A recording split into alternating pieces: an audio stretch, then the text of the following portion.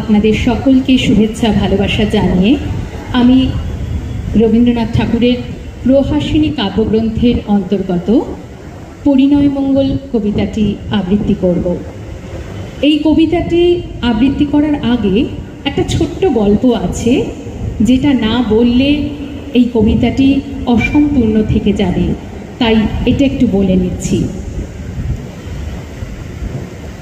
কবির মেজ দাদা সত্যেন্দ্রনাথ ঠাকুর এবং জ্ঞানদানন্দিনী দেবীর পুত্র সুরেন্দ্রনাথ ঠাকুর এবং সংজ্ঞা দেবীর ছোট মেয়ে কনিষ্ঠা কন্যা জয়শ্রী দেবীর সঙ্গে কুলপ্রসাদ সেনের বিবাহ হয় এবং এটি ছিল একটি অসবর্ণ বিবাহ।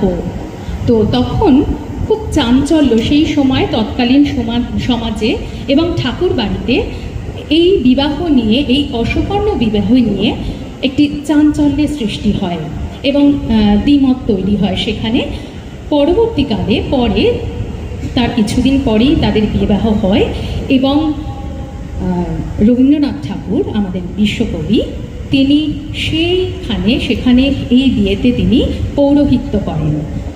সমাজের বিরুদ্ধে গিয়ে কবি এই লড়াইটা জিতেছিলেন এবং ব্রাহ্ম মতে তাদের বিয়ে হয়। তো তারপরে তখন সেই বিয়ে উপলক্ষেই কবি এই কবিতাটি তাদেরকে উপহার দেন, উপহার হিসেবে লিপিবদ্ধ করেন এবং যেটা প্রহাসিনী কাব্যগ্রন্থে লিপিবদ্ধ হয়েছিল পরবর্তীকালে।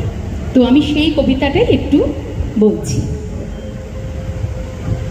তোমাদের বিয়ে হলো ফাগুনের চৌঠা, অক্ষয় হয়ে থাক সিঁদুরের কৌটা, সাত চড়ে তবু যেন কথা মুখে না ফোটে, নাসিকার ডগা ছেড়ে ঘোমটাও না ওঠে, শাশুড়ি না বলে যেন কি বেহায়া বউটা, পাক প্রণালীর মতে করো তুমি রন্ধন, যেন ইহা প্রণয়ের সব সেরা বন্ধন, চামড়ার মতো যেন না দেখায় লুচিটা, স্বরচিত বলে দাবি নাহি করে মুচিটা, পাতে বসে পতি যেন নাহি করে ক্রন্দন, যাই কেন বলুক না প্রতিবেশী নিন্দু, খুব কষে আটা যেন থাকে তব সিন্ধু, বন্ধুরা ধার চায় দাম চায় দোকানি, চাকর বাকর চায় মাসোহারা চোকানি, ত্রিভুবনে এই আছে অতি বড় তিন দুঃখ, বই কেনা শখটারে দিও না কো প্রশ্রয়,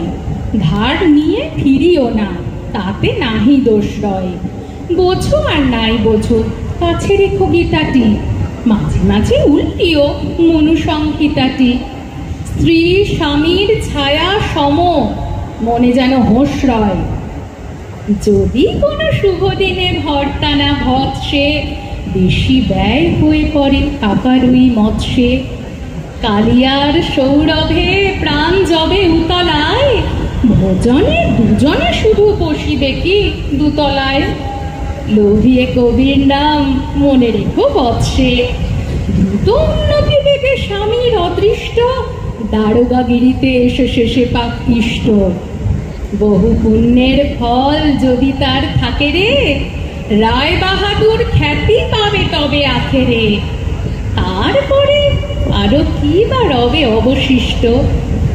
ধন্যবাদ।